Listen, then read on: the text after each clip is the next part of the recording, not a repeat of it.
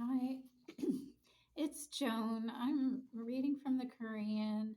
This section is still Sura 19. It's finishing out. And the verses are 61 to 98. It's covering one more time how righteous behavior and unbelief are handled. I'm going to start with a prayer in the name of Allah, the most gracious, the most merciful. Verily, all praise is for you. We praise you and seek your assistance. We ask your forgiveness, and we seek refuge in you from the evils of our own selves. Whoever you guide, none can misguide, but whoever you misguide, none can guide. And I bear witness that there is no God other than a holy God, Allah.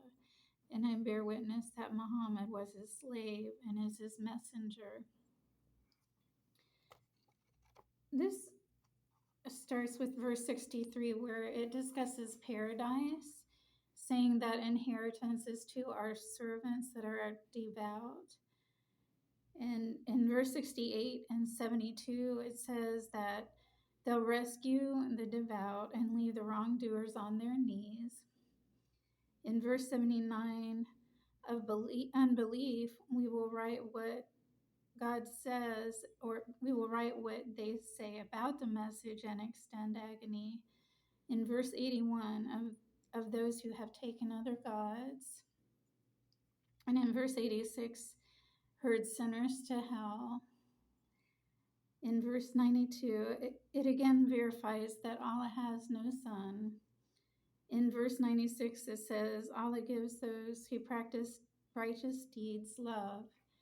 And that is cross-referenced in Surah Al-Ram 21. I thought I'd look up some Muslims that were especially blessed in the past. And when I did that, it listed the name Azim Premji, whose wealth was into 9 to 25 billion. He's a global leader in software in India. And he just signed a pledge to give half of that wealth to education. And in the past, in history, and there was a man in West Africa whose riches from mining and gold deposits and salt in the Mali Empire went into 400 billion. Also, there's a person named Nassef Sawiri, Nassef, and then the last name Sawirisfs, is an Egyptian billionaire businessman. He's the owner of a sports team, football, and he's living in Cairo and New York. It also says, this is from the Korean in Surah Al-Adiyat 100, verse 8, and indeed, he is in love of wealth intensely. This is last information is from Book 2, verse 117 of Al-Baqarah.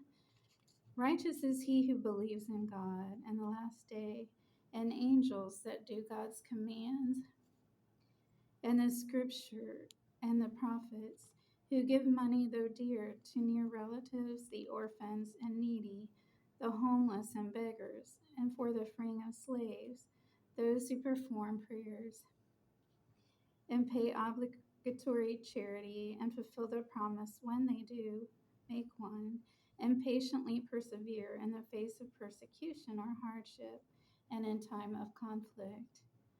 These are the sincere, and they are the pious.